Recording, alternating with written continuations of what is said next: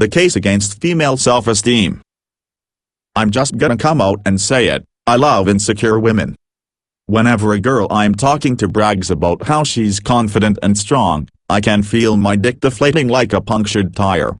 We've established that your main gripe with feminism is its strong independent woman rhetoric leading to them leaving the kitchen, not that feminism is actually responsible, but that's another story. Now, thank you for confirming that your entire gripe about girls going to college or having jobs, and all around feminism, is centered on your bashful dick.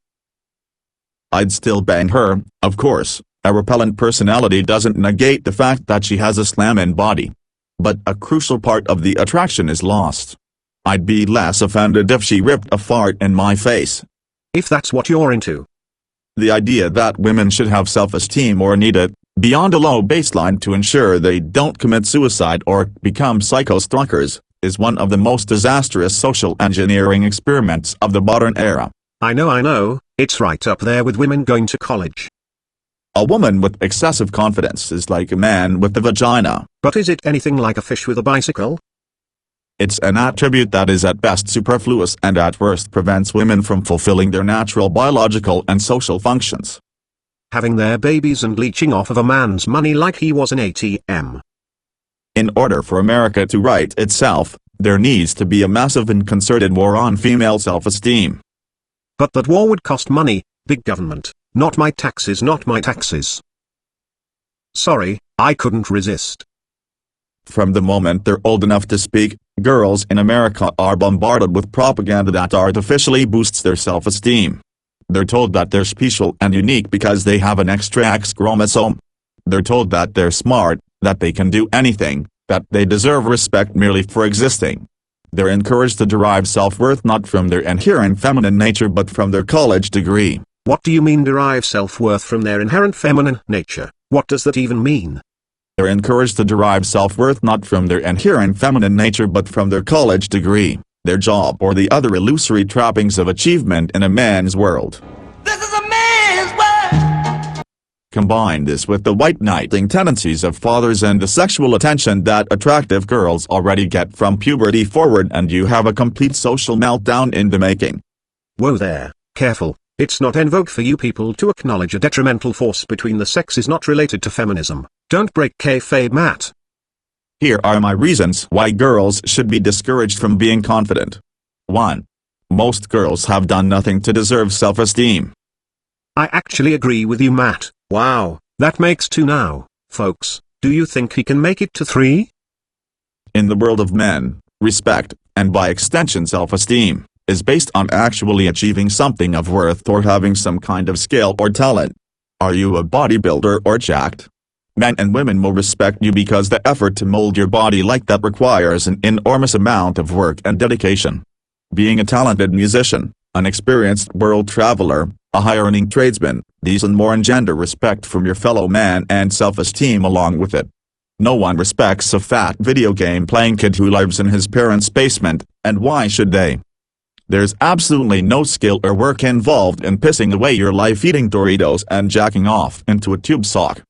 Well, you don't want girls to have skills or do work. Might want to think about that, Matt. You hold men to standards of doing, and women to standards of being, and then claim she should not have self-esteem because she hasn't done anything, yet you only value her when she is a worthless bump on a log. Matt, do you see how you and your dick insecurities are actually creating the very problem you're bitching about? In case this is going over your head, let me break it down for you. You are claiming women, or as you call the entire sex, girls, shouldn't do anything. No work, no school. They shouldn't accomplish anything. That's what gets them a cookie from you. But then when they feel special for doing nothing, you bitch about it. Matt, there is a fix to this problem. Stop being a part of it. Typical tradcon. Creates half their own damn problems but only blames feminism.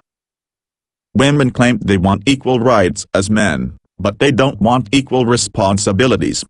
Okay, he did it, folks. That's 3 things he got right. Damn, Matt, I didn't think you had it in you. As such, they demand respect not based on their merit as people, but for merely continuing to breathe. What? What? What?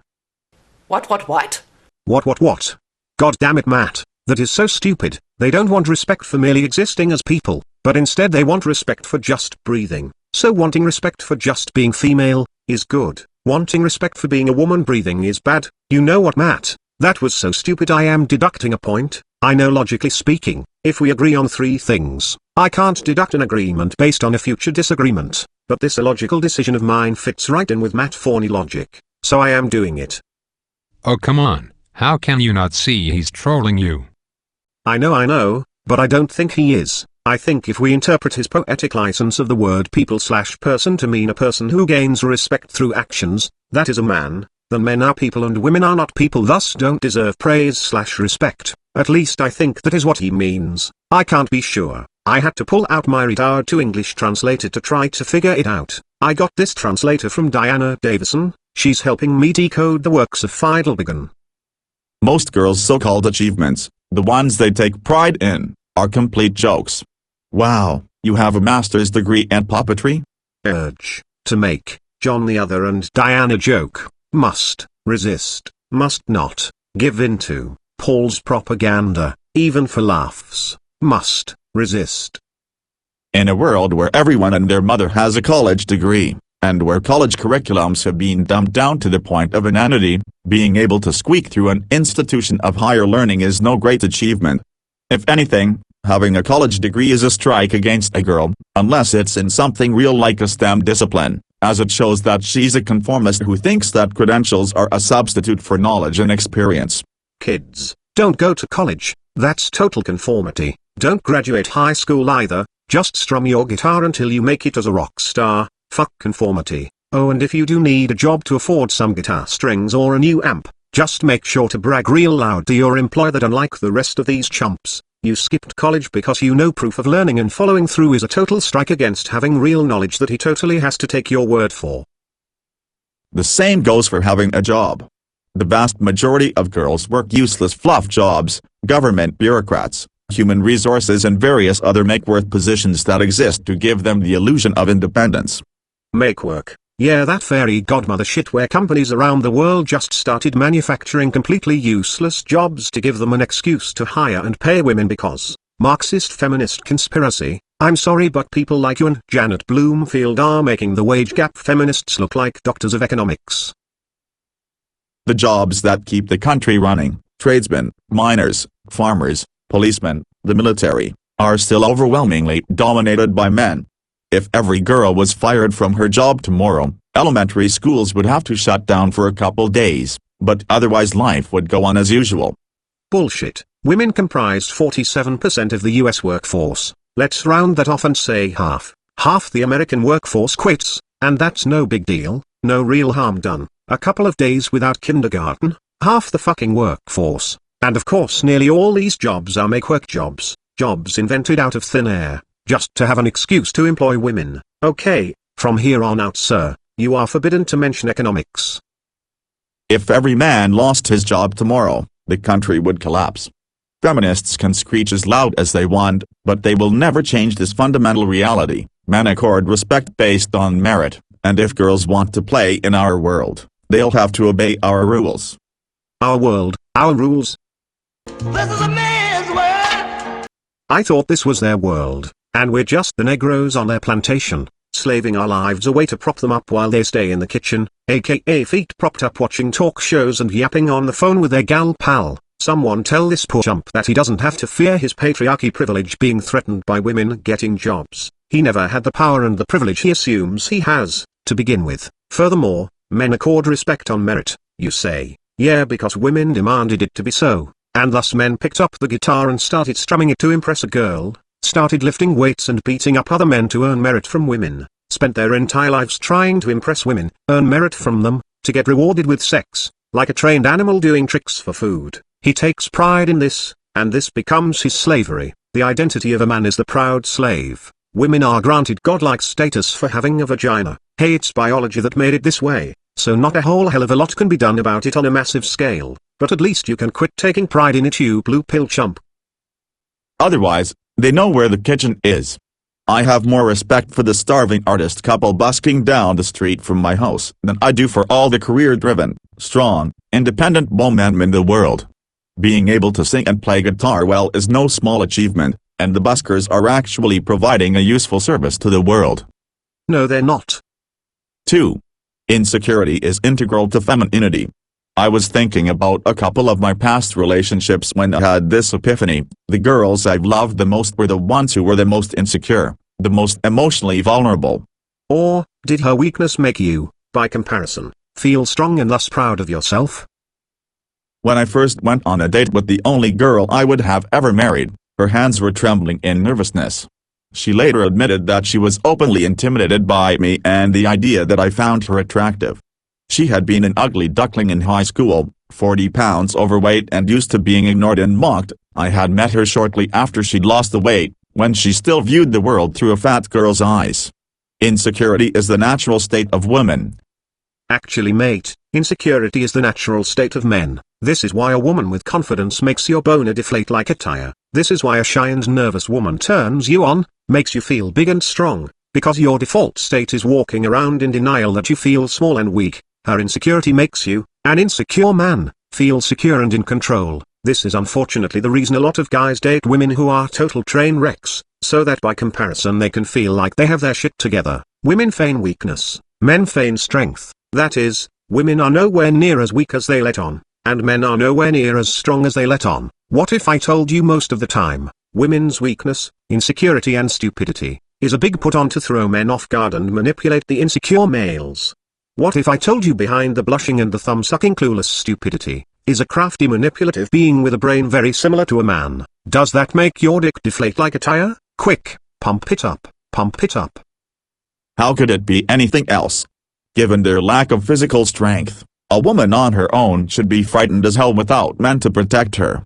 If society were to collapse, all the strong, independent women who read Jezebel and So Jane would last about 5 minutes before they either found a man to cling on to or got raped or and killed. Yeah, I know, feminists remind me every day how yes, all women live in fear of men doing that shit to them. Dear feminists, I think you might want to make Matt here an honorary feminist. Oh, and let that statement of his explain for itself why traditionalists and their macho tradcon shit works against men. In the Bellum Omnium Contra Omnes that, Oh shit, someone get an exorcist, this nigga's talking in tongues. Cat Williams, ladies and gentlemen.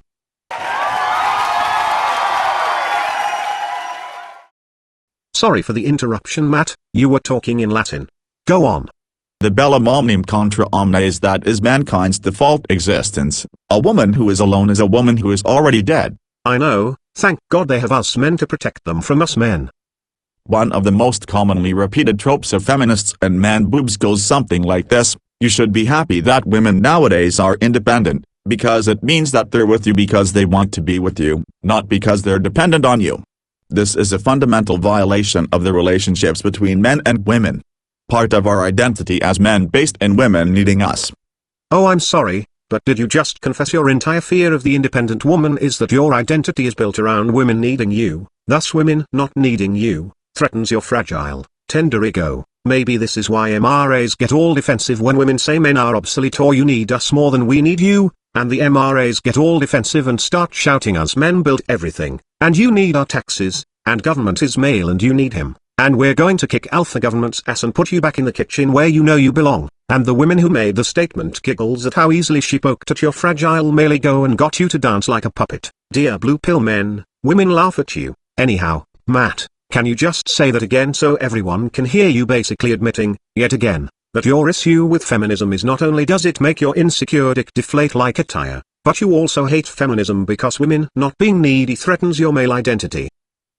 This is a fundamental violation of the relationships between men and women. Part of our identity as men based in women needing us, if not necessarily in a material sense, then in an emotional one, though material and emotional vulnerability often go hand in hand. That female insecurity is a crucial ingredient for unlocking our inner masculine instincts. If a girl needs me, feels that her life would end if she were to lose me, I'm doubly inspired to be there for her, to shield her from the cruelty of the world.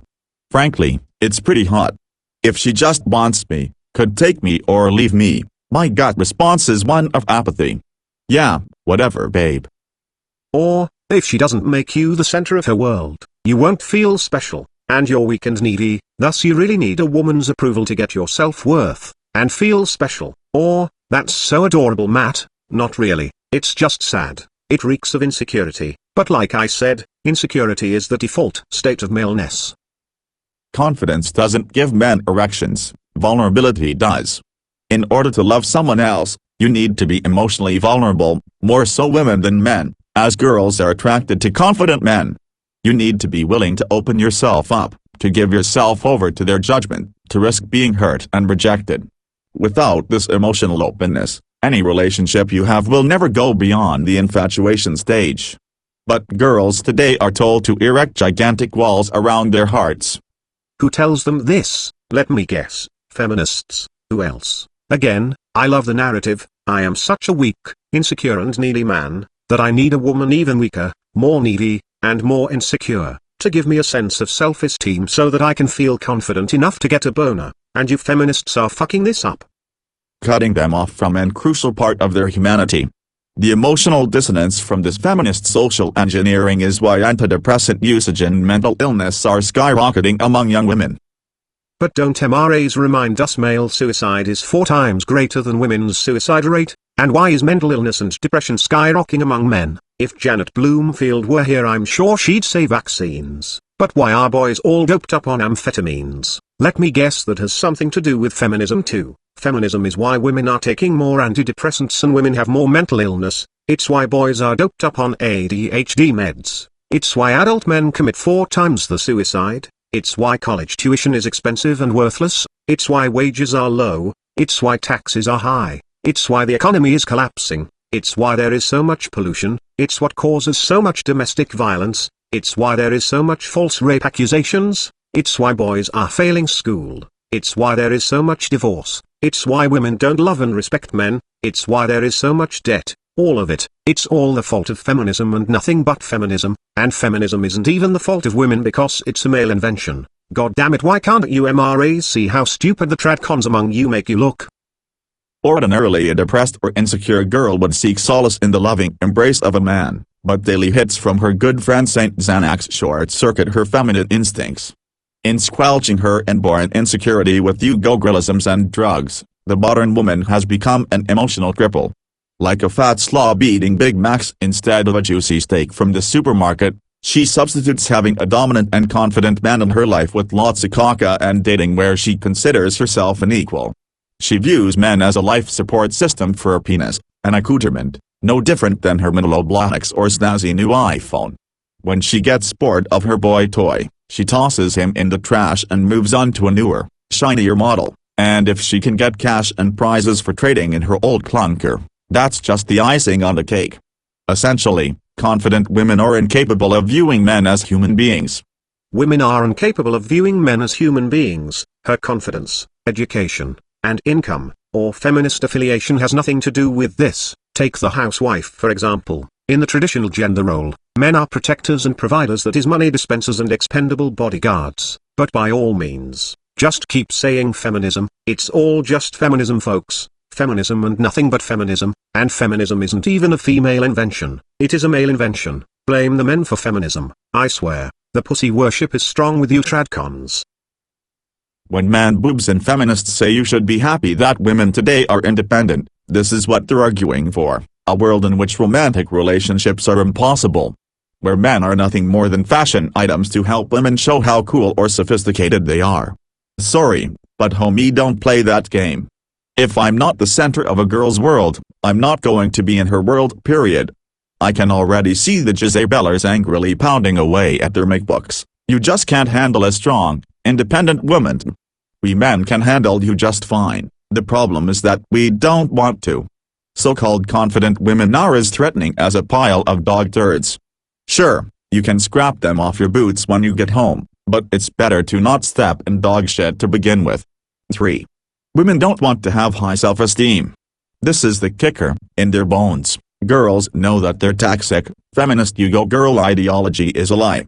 Why do you think the average urban slut machine is downing enough Prozac to poison the water supply? Pharmacological assistance is the only way she can make it through her day without slitting her wrists. Or alternately realizing that her life is a complete lie. Every day, women show through their actions that they despise their strong, independent lives. They want nothing more than for a man to throw them over his knee, shatter the Berlin Wall around their hearts, and expose the love-struck, bashful little girl within. Did you just lift that from a romance novel? Anyhow, translation, grab your dick, slap her in the face with your cock, and just cock slap the feminist right out of her. Game, at least as it was conceived by the seduction community, was all about this. All the hysterical nitwits blubbering about how nagging and the like was designed to hurt girls' self-esteem were precisely right, but that's the thing, women are crying out for a man who will wound their self-esteem. Confident women are still women, and they still lust after men who dominate them, even if they can't admit it to themselves. Because their self-esteem has been artificially boosted by society, today's girls need extra concentrated doses of dominance, that is game, in order to feel womanly, like a junkie chasing the dragon. Recently, Noisy wrote about the explosion of retro 60s-style girl groups and solo singers in the indie rock scene, such as the Dum Dum Girls, Vivian Girls and Lana Del Rey. Feminism supposedly freed women to do whatever they wanted, yet indie girl musicians today, the kinds who started as garage bands and produce all their own songs, just want to wear their hair in beehives and pretend that they're still 16 years old. Noisy and other mainstream writers try to spin this depressing reality by emphasizing that at least the girls are choosing to sing about boys. It's not unlike how homeless winos keep choosing to pickle their livers with wild Irish rose. I can quit anytime I want to. Every song Best Coast has ever come up with is about boyfriends and smoking pot at the beach. Vivian Girls has a song about waiting for your boyfriend to call, a cliché that was old and moldy before Dennis Wilson bit the dust. Hell, Vivian Girls bassist Katie Goodman did an entire album with her side group La Sera that was about a breakup. Real life fails the Bechdel test. Feminists can claim that women don't need men, but their actions put the lie to that. They need us far more than we need them. According to your article, a man's entire identity is based on women needing him. Girls will all but die without masculine attention. Hell, I'm even starting to think that the feminist agenda about rape culture is part of this as well. Pushing lies like the claim that 1 in 3 women will be raped during her lifetime, and they're constantly expanding the definition of rape are ways for feminists to indulge their desire for vulnerability in a way that doesn't conflict with their view of themselves as strong and empowered. At the end of the day, there are no strong, independent women. There are only shrews pleading for a taming. All the posturing, the pill popping, the whining and demands for equality, they're a cry for help. I know, just like that humiliation fetish porn on Tumblr, feminism is a cry for a big strong dominant man to cock slap them into submission, so that they can go back to their natural role of being in the kitchen serving men the way God intended. Say it, say it. Girls don't want the 6-figure cubicle job, the shiny Brooklyn TBR, the master's degree, the sexual liberation, none of it. They want to be collectively led back to the kitchen, told to make a nice big tuna sandwich with extra mayo and lettuce, then swatted on the ass as we walk out the door. I say we give them what they want. Close enough, Matt, close enough. Anyhow folks, he has more articles like this. Like I said, I would try to offer evidence that a lot of the MRM is based on angry men with some sort of psychological sexual dysfunction, a fetishizing of the housewife, sexual insecurity based on women leaving the house, or having independence. The difficulty is, not all MRAs are like that. While Matt Forney is just one man, he has followers. Some call themselves MGTOW, some call themselves MRAs, or both, and then there are the pickup artist MRA types. And this goes back to what I was saying about how these people create a toxic atmosphere where everyone is just copy-pasting each other's arguments. The reason why this is allowed to flourish is because of 2 great problems, one affecting the MRM and the other affecting MGTOW. 1. No matter how stupid, illogical, self-destructive, or factually wrong you are, if what you're saying is a knock on feminism, MRAs nod their head in agreement and say yeah. That's right, you sock it to those feminists, brother, and so it just becomes part of the movement. 2. No matter how stupid, illogical, self-destructive, or factually wrong you are, if what you're saying is a knock on women, MGTOW nod their head in agreement and say yeah. That's right, you sock it to those women, brother, and so it just becomes a part of the MGTOW culture. Both MGTOW and MRM have low intellectual standards. It just so happens that MGTOW has some standards, some principles. That's a big part of what the MGTOW versus MRM conflict is about. The moment the community said, look, we just aren't going to consider married men to be MGTOW, that caused an uproar. In that moment, MGTOW ceased to be a snazzy self-congratulating term for MRAs to wear. Hopefully this much-needed divide will push the traditionalists out of MGTOW. Obviously AVFM wants to keep the booming new term MGTOW a marriage-friendly tradcon-approved movement. It was the MRM's enthusiastic acceptance of anyone for any reason who had any sort of gripe about feminism. It's what allowed pure nonsense to saturate their movement, until men's rights became nothing more than a synonym for anti-feminist. And the overwhelming majority of anti-feminism is based on traditionalism, or some byproduct of a far-right ideology. And I've been wondering something. Why don't traditionalists march under the banner of traditionalist, or patriarchal traditionalist, or gender traditionalist, or conservative traditionalist, or the abbreviation TradCon? Or if you live in America, why not just call yourself a Republican? Why not use the label traditionalist in some configuration? Why must you lie and call yourself a men's rights activist, when your primary concern is the return to traditional gender roles, primarily stay-at-home wives and stay-at-work husbands? Why don't you people fight under a different label that reflects your actual politics? I suspect there is just something deceitful about you. However, it could be that these people believe that all men's problems can be explained by feminism, thus a knock on feminism is fighting for men's rights. But you people have had it explained to you umpteen million times why this is not true. You've been given example after example. You won't argue these examples. You just call us as bad as the feminists or social justice warriors or communists or whatever pointless name calling you people do. So again, I bring it back to I think on some level, the tradcons know they're full of shit. Anyhow MRAs, in your acceptance of anyone with any sort of gripe against feminism, you have allowed into your ranks people who are ultimately antithetical to the well-being of men. And it has gotten to the point where your movement has become toxic, and in its toxicity, it has become self-defeating. I hope MGTOW can avoid this, but there's no guarantee. The civil war in the manosphere is, to a degree, the more enlightened in our movement, pushing back against the toxicity, telling the pro-marriage and the traditionalists and those who would gender shame men into conformity with man up, it's telling these people, take a hike. I don't care what you call yourselves, but not MGTOW. I have another video or two in the making of this series. I also want to clarify I am not trying to make fun of vulnerable and sexually insecure men, but I am highlighting the problem these men and their hang-ups cause when they enter into a movement geared towards men's rights. Again, this Matt Forney guy, his gripe with feminism really just comes down to him feeling insecure about himself, and thus needing women to be in the subservient role of housewife. Perhaps these people would change their tune if they could get it through their head the stay-at-home housewife is anything but weak, submissive and subservient. Actually, I think a lot of them know this. But to fully recognize this would mean to admit the true dynamics of man and woman. The actual dynamic is simple: housewife or not, women have the pussy, thus they have the power, they are in charge, and men are weak and needy and begging for their approval and working their life away like a slave to get it. Behind all the outward posturing the sexes do, men feigning strength and women feigning weakness, women rule. Welcome to the machine, welcome to the matriarchy. MGTOW is a rejection of this, but not everyone has it in them to walk that path. Far too many men will continue to march off the cliff and into the meat grinder, to fuel the machine, because it is their identity. It's too deeply integrated into their psyche. Also, as a future project, I am going to start recording conversations I have with people on various social media, who push their women need to get back in the kitchen nonsense, and displaying the sort of hints to it being routed in their sexual hang-ups, repeating similar things Matt here has said. This video, if it ever gets done, won't be done anytime soon. In the meantime, next time you argue with a tradcon, look for statements similar to what Matt was saying.